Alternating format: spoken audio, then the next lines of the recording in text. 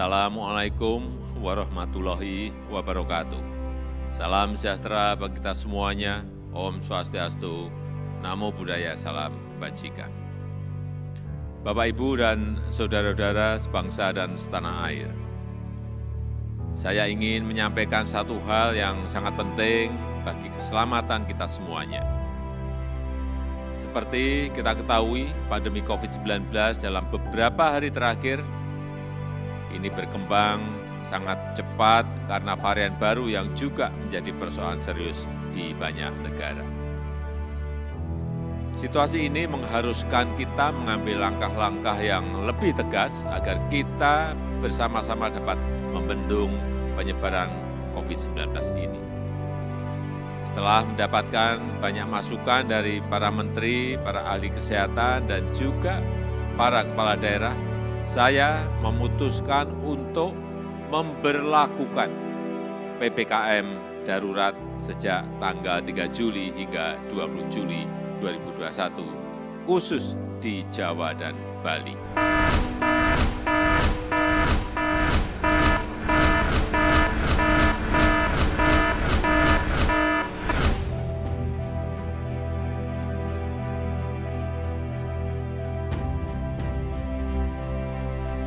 Hari pertama pemberlakuan pembatasan masyarakat PPKM darurat di Kota Malang, Jawa Timur. Pemerintah setempat secara serentak melakukan penutupan total akses masuk Kota Malang. Penutupan akses keluar masuk di Kota Malang ini ditetapkan sejak Presiden Joko Widodo mengeluarkan kebijakan PPKM darurat di Jawa dan Bali.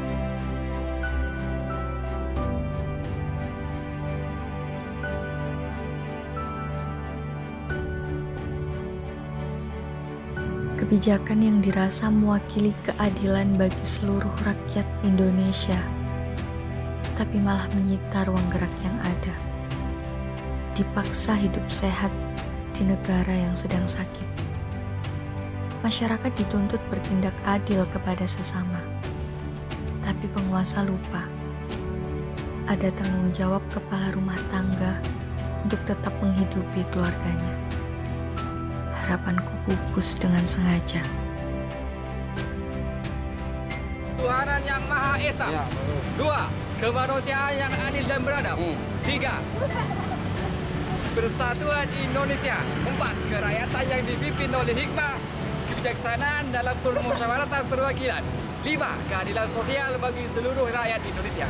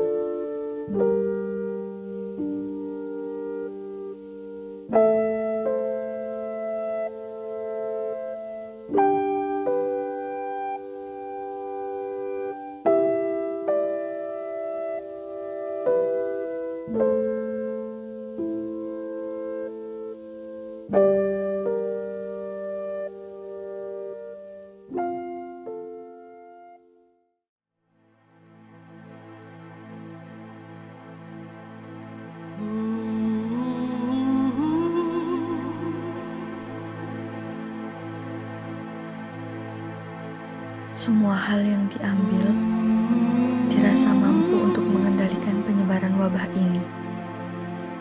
Mulai dari penetapan PSBB, pembentukan Komite Penanganan COVID-19 dan Pemulihan Ekonomi Nasional, penerapan PPKM, PPKM Mikro, sampai entah ini puncaknya atau bukan, PPKM darurat. Seakan-akan kebijakan yang diambil hanya pergantian sebuah nama. Tetapi yang dirasakan masyarakat bawah hanya sebatas larangan untuk tidak berkerumun dan tetap menerapkan protokol kesehatan. Sampai kapan wabah ini akan berakhir? Ketika pengatur kebijakan bingung dengan langkah yang diambilnya sendiri. Ketika masyarakat bingung terhadap apa yang harus ditaati terlebih dahulu, negaraku sembuh seakan hanya sebatas harapan yang tergantung di setiap ujung doa di sela-sela perjuangan. Tapi keyakinanku serta keyakinan lebih dari 271 juta orang di luar sana, kita bisa segera bangkit dan keluar dari wabah ini.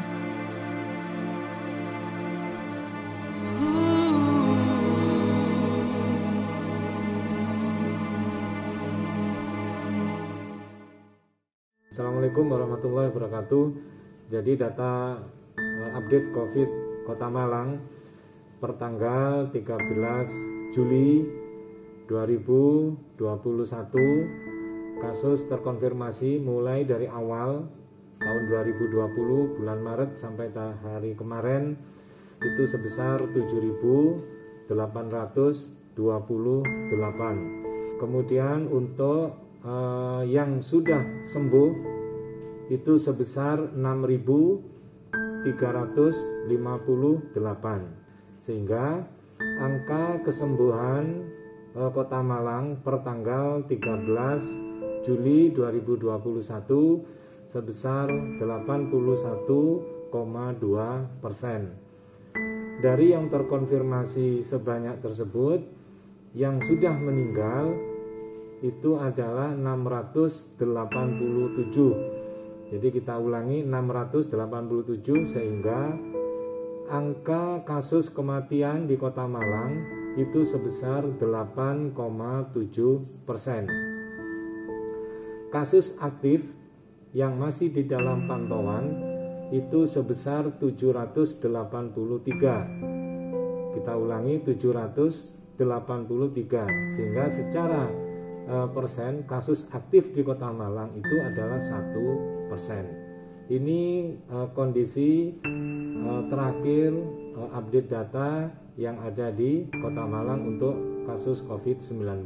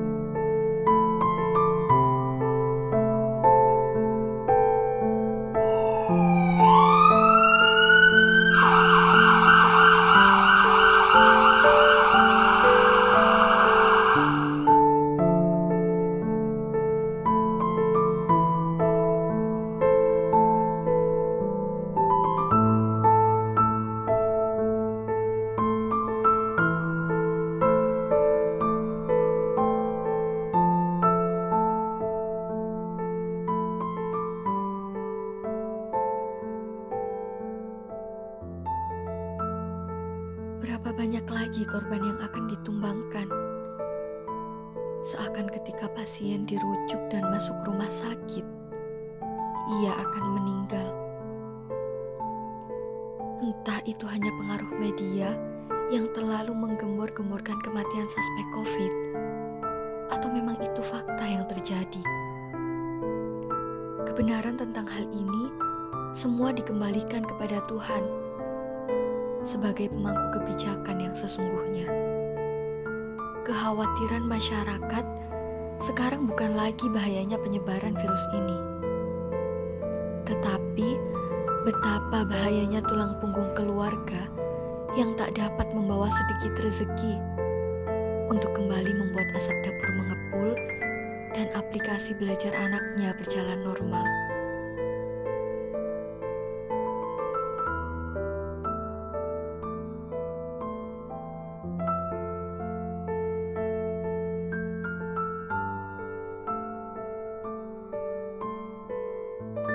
Nama lengkap saya Dedi Iswayudi, biasa dipanggil Wahyu.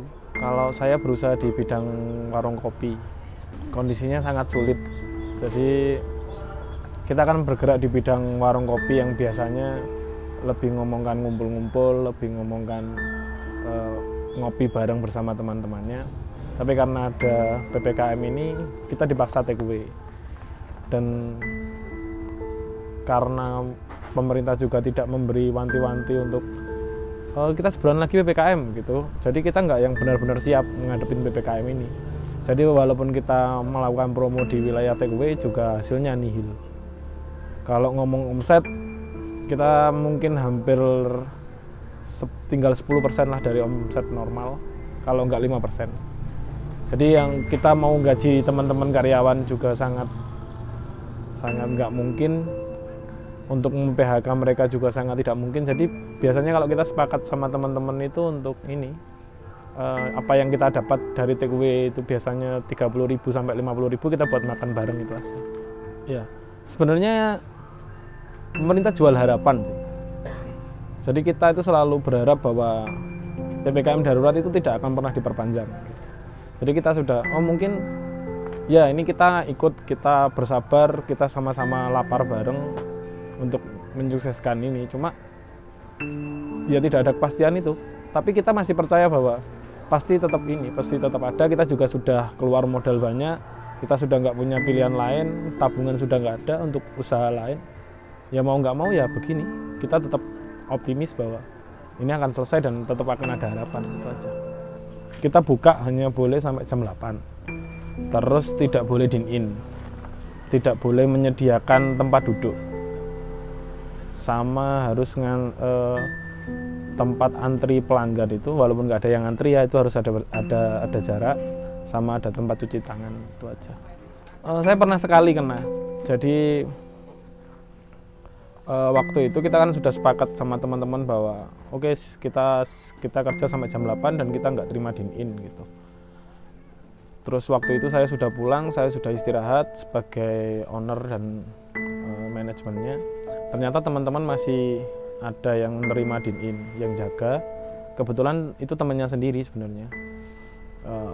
Temannya sendiri waktu itu kalau nggak salah kurang lebih 5 orang. Jadi yang jaga 3, jadi ada 8 orang di warung. Itu kalau nggak salah sekitar jam 8 kurang seperempat. Dan tiba-tiba ya itu dijadikan alasan untuk menutup warung selama PPKM karena sudah ngelanggar itu aja, ngelanggar dine-in. Jadi kita ditutup 5 hari. Untuk sanksi itu kemarin cuma ditutup 5 hari aja. Ditutup 5 hari, cuma ngefeknya karena kita ngomong bangun takeaway ya. Takeaway itu kan harus konsisten gitu, karena persaingan kita banyak. Karena kita harus tutup 5 hari, setelah itu ya kayak tutup selamanya gitu. Sampai hari ini masih belum ada ini permintaan pasar.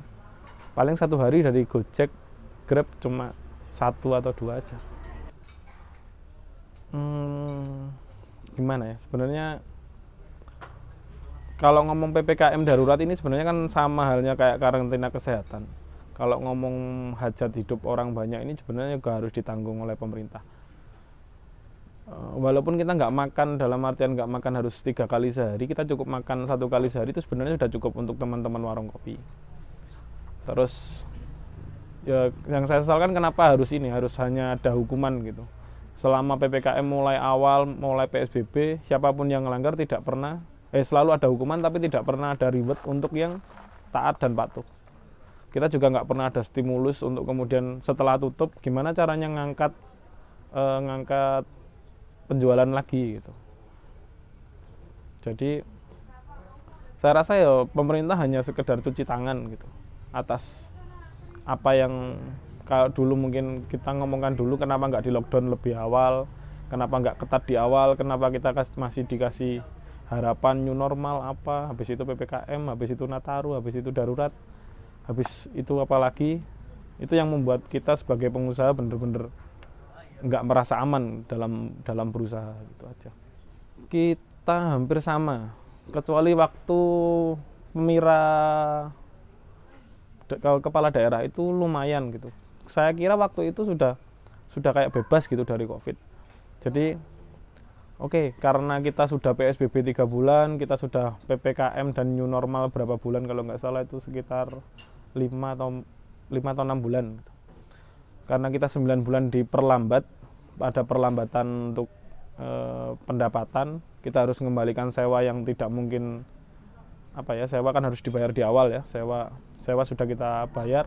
Jadinya kita waktu itu cari pinjaman, terus mau nggak mau harus membuat usaha warung kopi ini lebih bergairah gitu.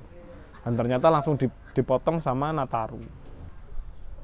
Kita nggak punya pilihan lain sih. Kalau nutup warung itu kayak di warung kopi itu modal itu semua dikeluarkan di awal.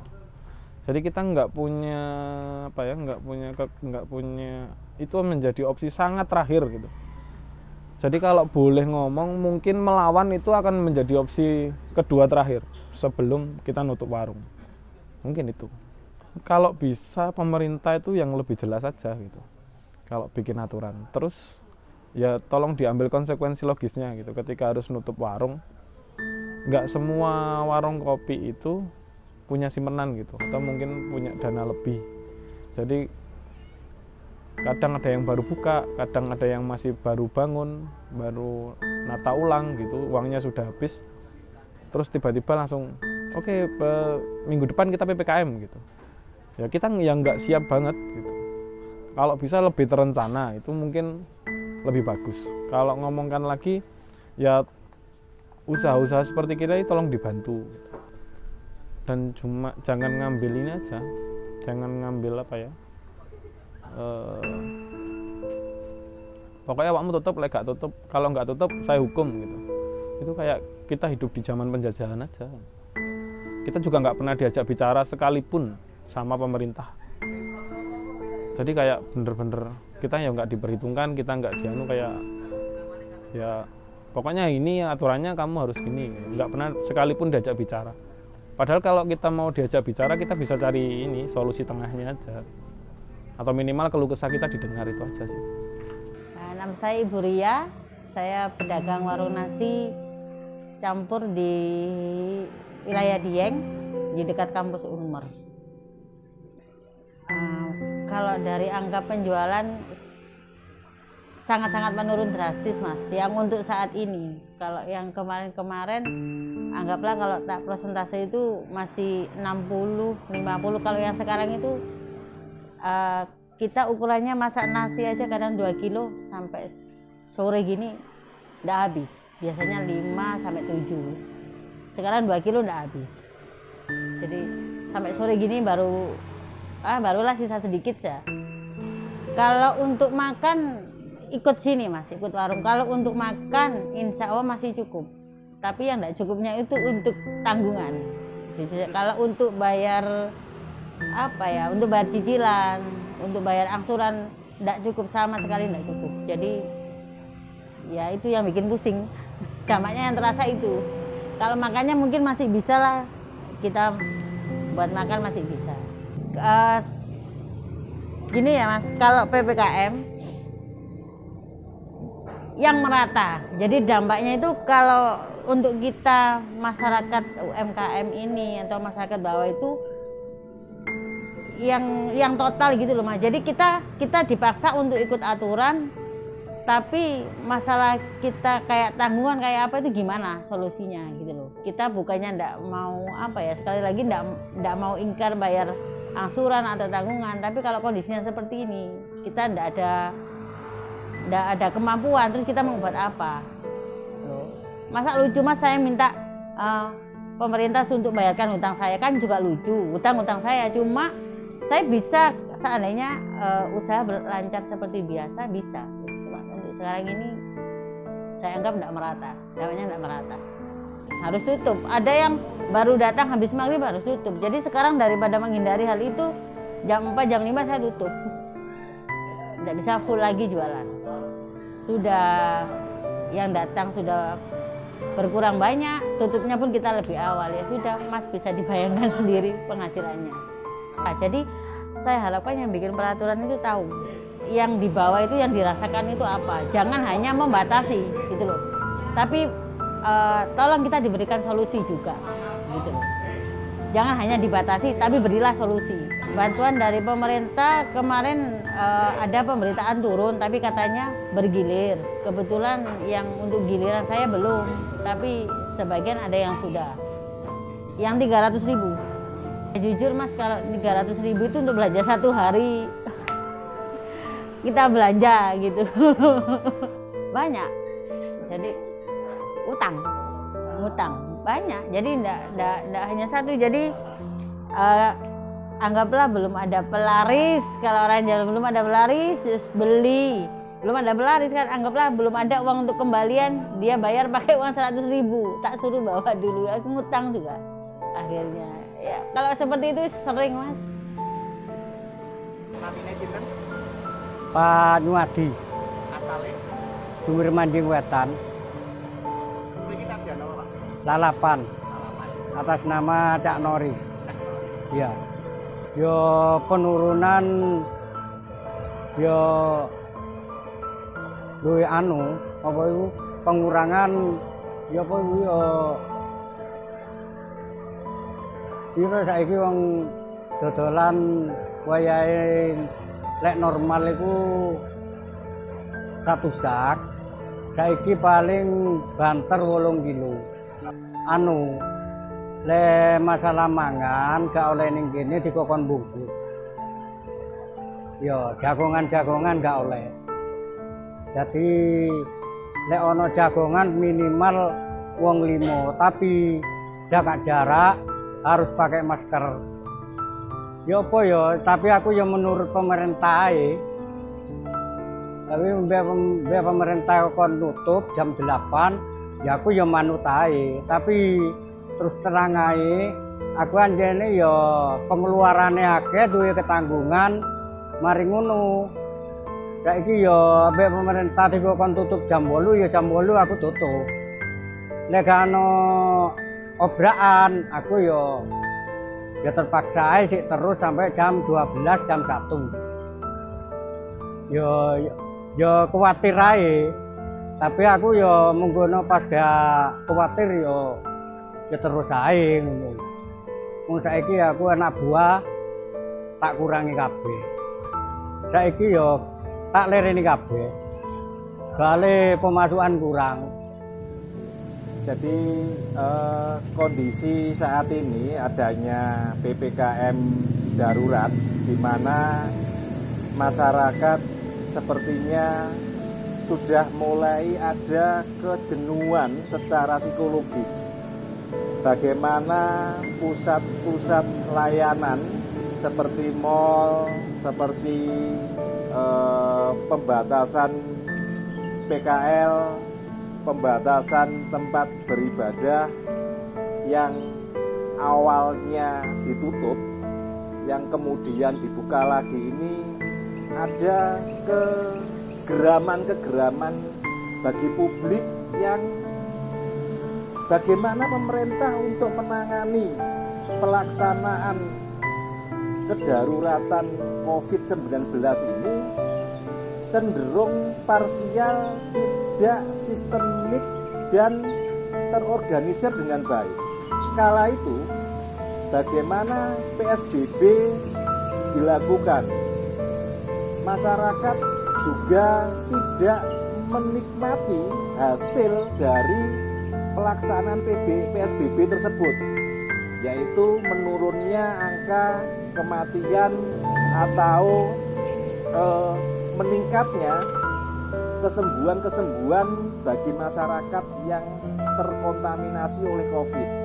Terus ada lagi PPKM Mikro, ada lagi PPKM Darurat yang saat ini sedang dirasakan oleh masyarakat. Nah, ini seolah-olah ada kebingungan dari pemerintah bagaimana pemerintah membuat kebijakan yang efektif untuk menangani itu. Kasus adanya kampung tangguh yang itu cuma berjalan sekejap saja yang kemudian wassalam tidak jelas kelanjutannya. Ini sungguh tragis, pemerintah tidak memiliki roadmap yang jelas bagaimana menangani ini. Seharusnya pemerintah membuat pilot project dalam basis yang kecil tetapi efektif. Semisal dalam skup RW, bagaimana satu RW ini, orang-orang yang ada di RW ini ketika dia melakukan perjalanan atau keluar dari lingkungannya, ini memang orang ini steril, tidak terkontaminasi atau membawa COVID. Bagaimana di RW itu ada orang yang melakukan isolasi mandiri, lingkungannya memberikan support yang baik atas orang yang melakukan isolasi mandiri. Tetapi kenyataannya di lapangan saat ini banyak keluhan-keluhan orang yang mengalami isolasi mandiri dikucilkan oleh masyarakat, tidak termonitor dengan baik oleh dinas kesehatan ataupun RT RW dan lingkungan yang ada di sekitarnya. Nah, inilah membuat pilot project penanganan COVID di lingkup yang paling kecil yang kemudian diduplikasi di masing-masing tempat. Ini yang perlu untuk dilakukan oleh pemerintah. Jangan sampai masyarakat mengalami akumulasi beban psikologis yang mengakibatkan ini menjadi bom waktu yang tidak perlu untuk ada chaos dan lain sebagainya. Inilah yang perlu untuk dihindari. Karena kalau kita amati di beberapa daerah ada framing-framing yang muncul bagaimana masyarakat dituntut untuk melawan kebijakan pemerintah ini yang kita tidak mengetahui sampai sejauh mana, sampai sejauh kapan COVID ini berakhir dengan kebijakan yang tambal sulam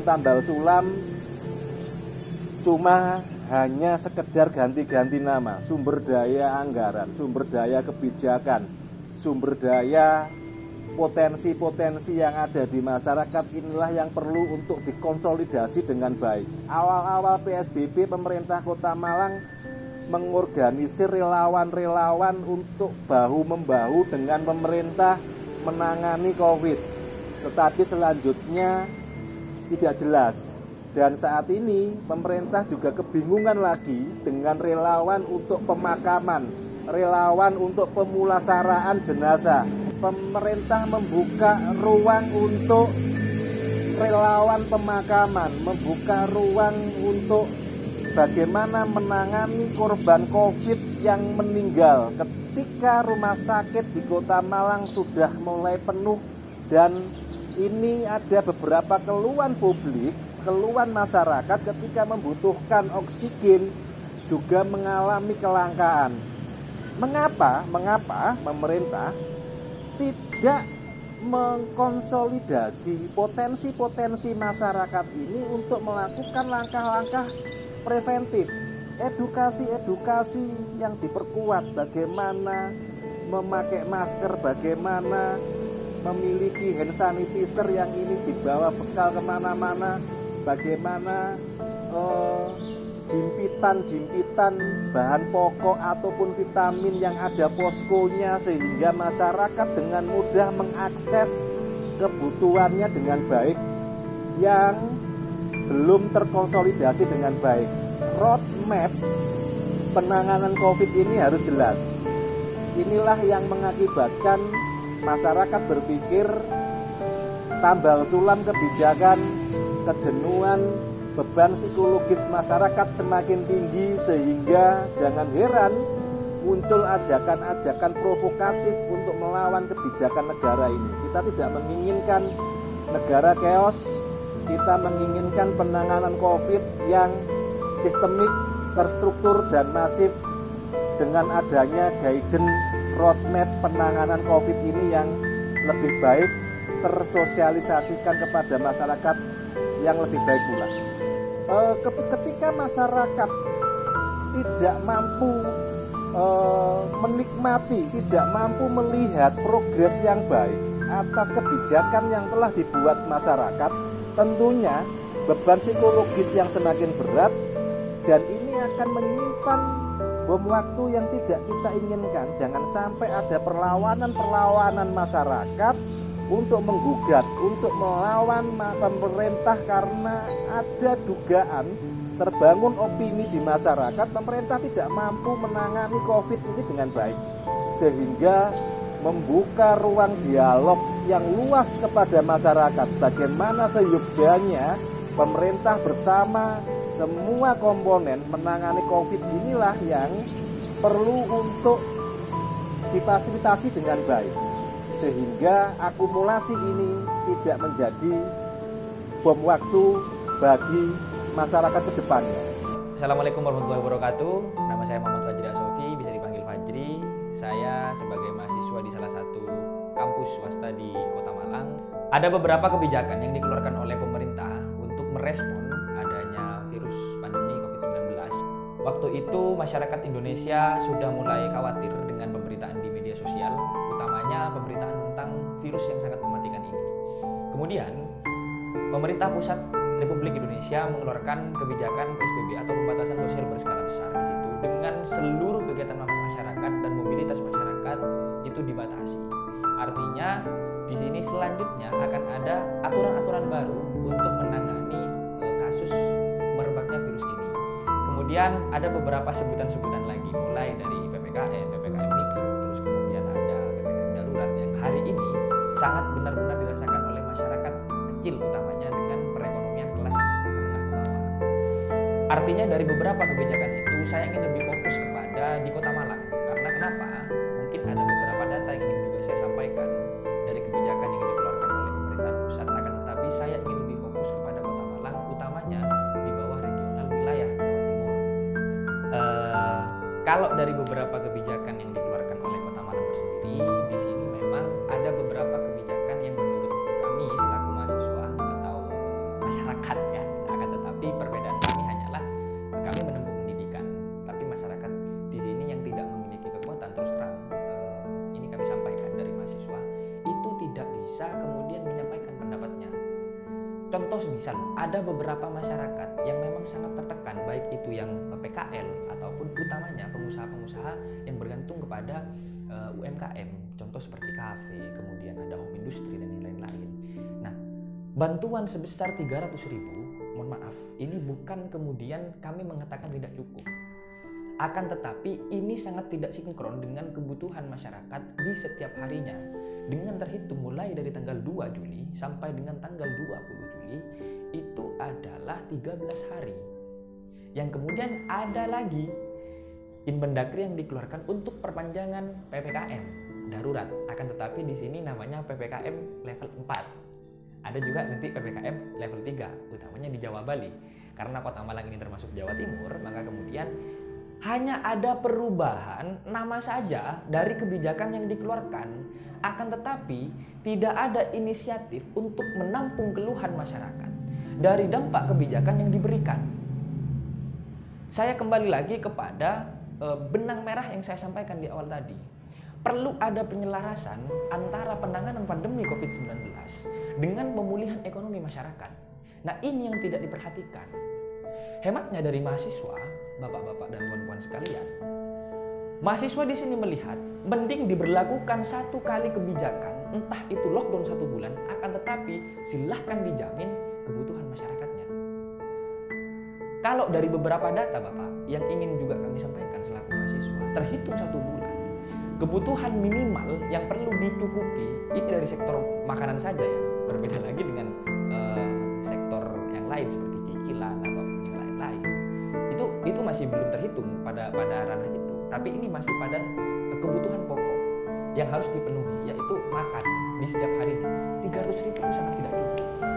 Akan tetapi kalau sekitar 1,5 juta atau 1,4 juta itu dirasa cukup untuk memenuhi kebutuhan dari kebutuhan pokok itu tersebut.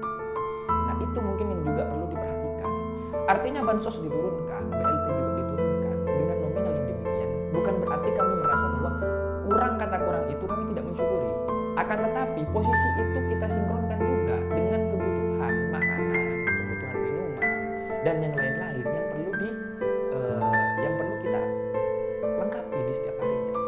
Berbeda lagi dengan cicilan dan lain-lain. Artinya pemberlakuan PPKM darurat ini dan juga ada perpanjangan lagi sampai dengan tanggal 25 Juli. Live streaming kemarin sekitar jam 8 malam pada waktu itu Presiden Jokowi, kalau semisal memang nantinya agak menurun kasus COVID positif ataupun yang suspek dan yang lain-lain, maka tanggal 26 akan ada kebijakan baru, pelonggaran dari kebijakan yang diberlakukan mulai dari tanggal 2 sampai dengan tanggal 20, kemudian dengan perpanjangannya. Nah, pelonggaran tersebut akan diberlakukan, akan tetapi dengan syarat penurunan kasus. Nah, ini adalah suatu kebijakan yang kurang efektif karena terjadi sebuah kemoloran dari penanggulangan COVID itu sendiri. Padahal harapan kami dari masyarakat, Bapak, ada satu kebijakan yang memang benar-benar ampuh untuk menanggulangi pandemi COVID-19. Tapi dengan satu syarat, benang merah yang juga saya sampaikan tadi, harus selaras dengan pemulihan ekonomi masyarakat. Dari perpanjangan kebijakan ini yang dikeluarkan, mulai dari Inmendagri nomor 22, kemudian ada Inmendagri nomor 23, yang itu kemudian ada PPKM level ya. Level kayak Mobile Legends aja, Pak, ada levelnya, Pak. Sikap mahasiswa ketika memang respon masyarakat, baik itu yang Kota Malang atau baik yang Kota Malang ataupun yang Jawa Timur, di sini kami akan bersama-sama untuk kemudian melakukan yang namanya pendiskusian secara masif, melakukan analisa secara masif, serta juga turun kepada masyarakat untuk mempertanyakan langsung kira-kira dampak dari masyarakat sekitar itu apa saja yang menjadi keluhannya, dengan segala bantuan sosial yang disampaikan, dengan juga segala bantuan langsung tunai yang disampaikan, dan bantuan-bantuan yang lain. Nah, artinya Bapak, tidak bisa kemudian kita hanya bergantung pada bantuan.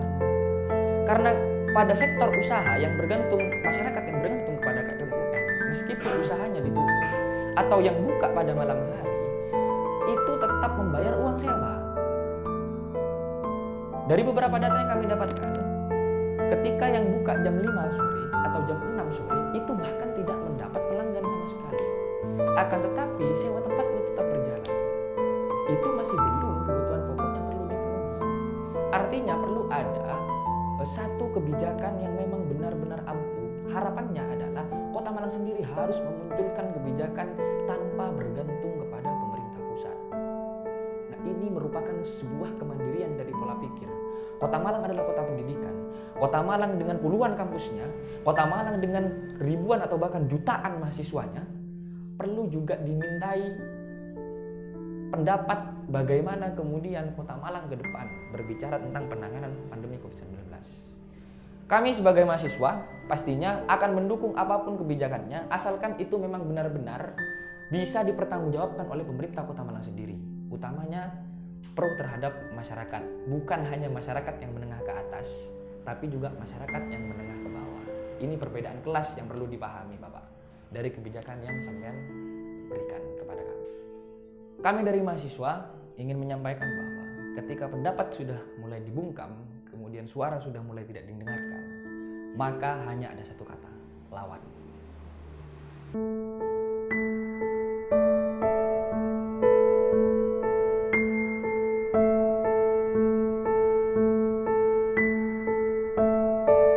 Di sini bukan mencari siapa yang salah dan siapa yang benar, tapi bagaimana perlakuan yang seharusnya mereka dapat pada posisi yang seperti ini. Belum lagi untuk mereka yang sehari kerja untuk sehari makan. Untuk para pedagang yang sepi kehilangan pelanggan. Untuk pekerja serabutan yang kehilangan mata pencaharian. Bahkan kaum terpelajar yang bingung harus meneriakan kemana lagi. Keluh kesah ketika paket data dan biaya pendidikan dirasa mahal. Malah sekarang banyak mafia yang bermain-main untuk kepentingan pribadi dan relasinya sendiri. Untuk kalangan menengah ke bawah, nantilah. Kelihatannya seperti itu. Mulai dari awal munculnya COVID, merebak di berbagai belahan dunia, salah satunya Indonesia.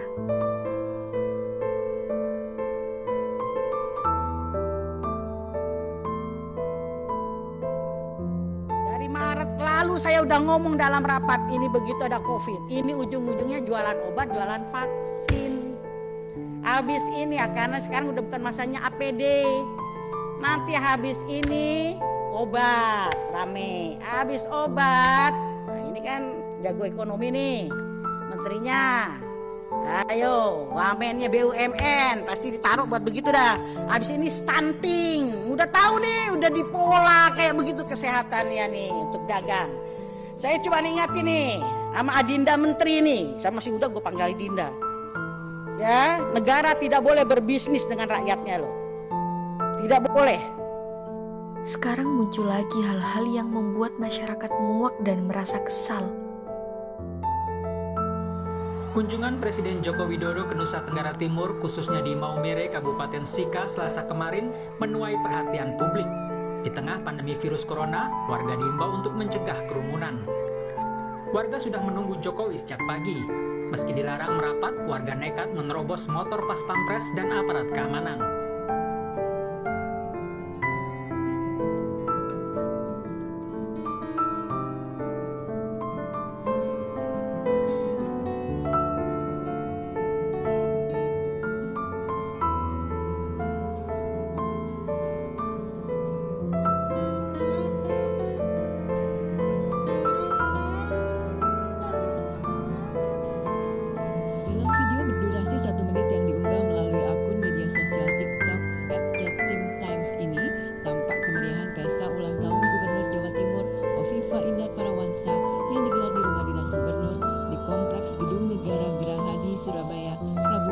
Oleh Satpol PP di sana karena banyaknya penggemar yang datang hingga membuat kerumunan dan mengabaikan penerapan protokol kesehatan.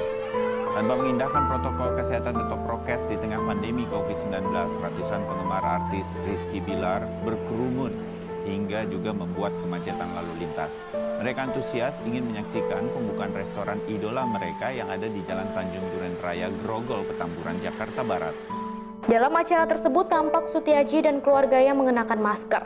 Suara tepuk tangan terdengar saat Sutiaji meniup lilin ulang tahun. Video yang beredar tersebut menuai banyak kritik dari masyarakat lantaran dianggap tidak menerapkan physical distancing. Terlebih saat ini Kota Malang sedang menerapkan pembatasan sosial berskala besar atau PSBB. Video kerumunan orang yang mengabaikan protokol kesehatan tersebut direkam oleh seorang warga yang berada di lokasi acara.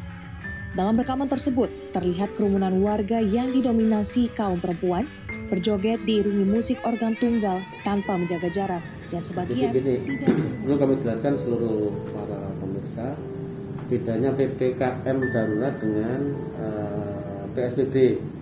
Kalau PSBB itu dari bawah, jadi karena kita memandang perlu untuk melakukan pembatasan berskala besar, maka kita ajukan dan penilaian di Kementerian Kesehatan.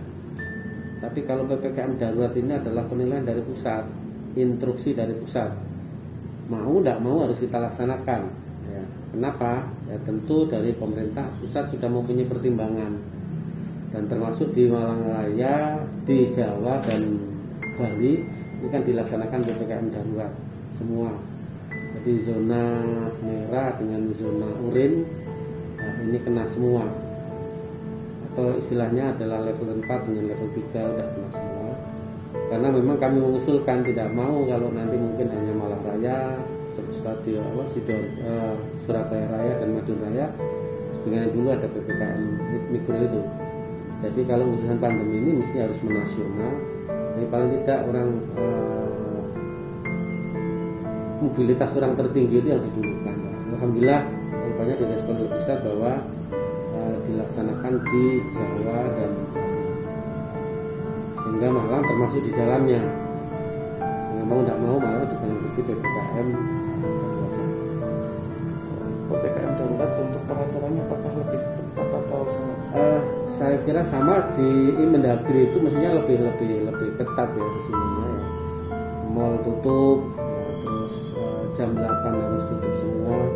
Di sana ada yang namanya hotel didulukan dan tidak didulukan sesuai dengan Mendagri 15 sampai ada Mendagri 16 dan sudah kita tindak lanjuti ya. Dan ini yang harus kita kuatkan, mana yang boleh dan mana yang tidak boleh, termasuk di rumah ibadah dan seterusnya. Jadi intinya sebenarnya kan ini Mas, membatasi mobilitas orang, karena yang namanya bakteri itu tidak bisa keluyuran sendiri dibawa oleh orang.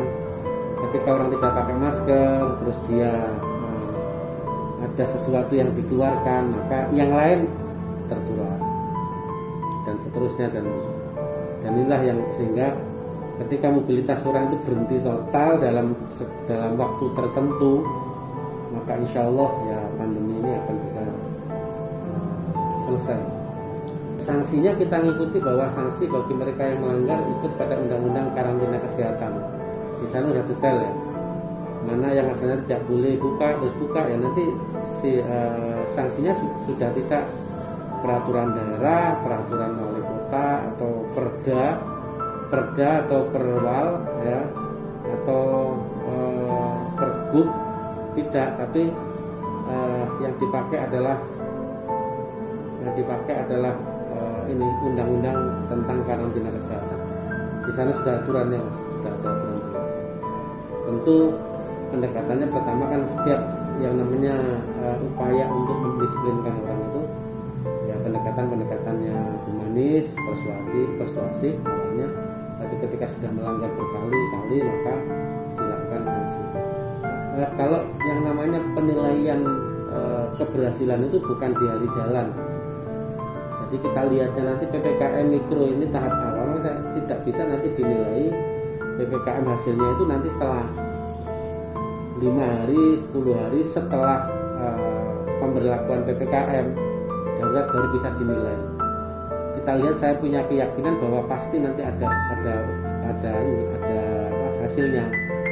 Nah, karena mesti orang lain kan membatasi diri. Ketika membatasi diri maka penularan dan penyebaran bakteri ini mesti berkurang. Cuma tidak bisa dinilai PPKM mikro itu tanggal 3. Nanti penilaiannya sampai sekarang ini turun atau tidak belum kita bisa nilai karena masih berjalan. Mestinya penilaiannya nanti 5 hari pasca atau 1 minggu pasca pemberlakuan itu pun kalau masyarakat mau benar-benar tertib. Kalau tidak tertib ya terus saja bergulir terus ya, susah dan akan memperlambat yang sehingga kalau penilaiannya hitam putih masih belum bisa, penurunan kasusnya masih belum bisa di tengah PPKM darurat ini berjalan belum bisa dinilai. Pelaksanaan PPKM darurat selama ini kondisi di lapangan seperti apa?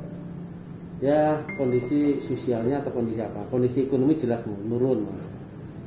Kalau kondisi ekonominya menurun berarti kondisi sosialnya juga berpengaruh. Berpengaruhnya ya terhadap bagaimana sosial ekonomi masyarakat mesti menurun ya. Tapi saya sampaikan pada masyarakat, kita kan tidak mau berlama-lama di musim di pandemi ini. Kita contoh negara-negara lain sudah tertib ya. Berseiring dengan itu vaksinasi digelontorkan oleh pemerintah pusat sehingga herd immunity-nya terbangun dengan baik, maka kita akan selesai ya COVID ini. Nah, di masyarakat masih kadang-kadang masih ada pro kontra dan seterusnya. Udah ya saya tidak percaya atau mungkin saya sehat kok keluar tidak pakai masker, itu mungkin kalau dia sendiri tidak apa-apa. Tapi dia menggunakan fasilitas publik, jalan yang lewati kan juga milik masyarakat banyak.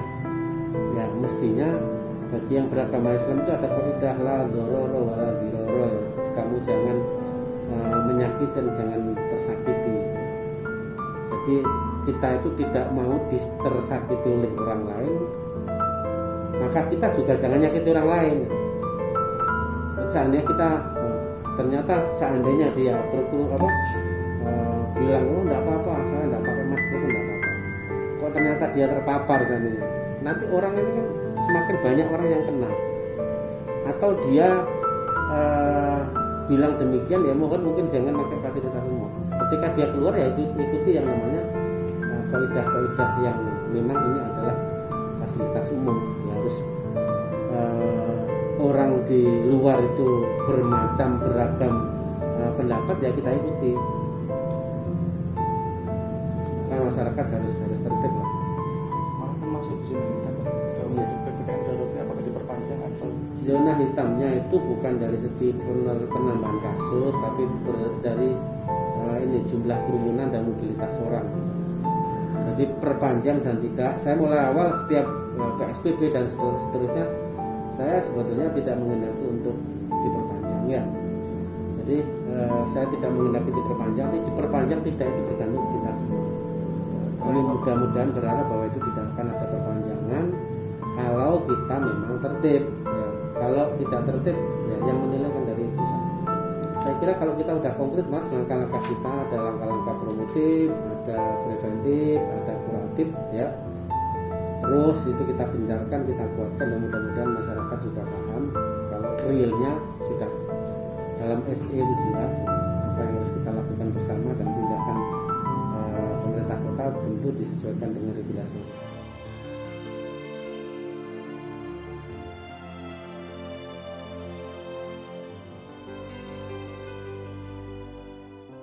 Tentang harapan selanjutnya, peran semua lapisan sangat penting disadarkan. Dari hal ini, bukan tidak mungkin semua mempunyai beban dan keluh kesahnya sendiri. Akan tetapi, rasa kemanusiaan harus kita dahulukan sekarang. Membantu mereka yang merasa membutuhkan.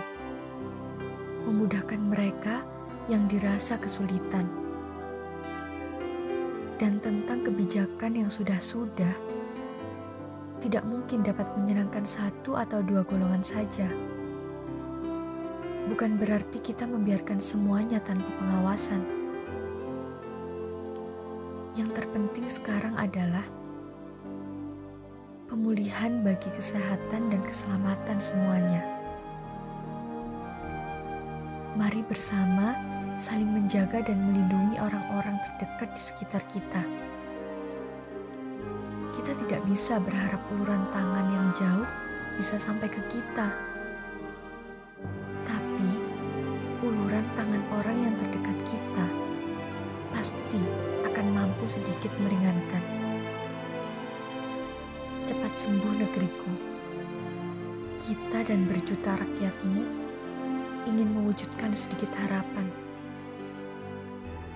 Bagaikan bintang, biarkan kami mempunyai sinar kami masing-masing di berbagai sudut hamparan gelapnya langit malam.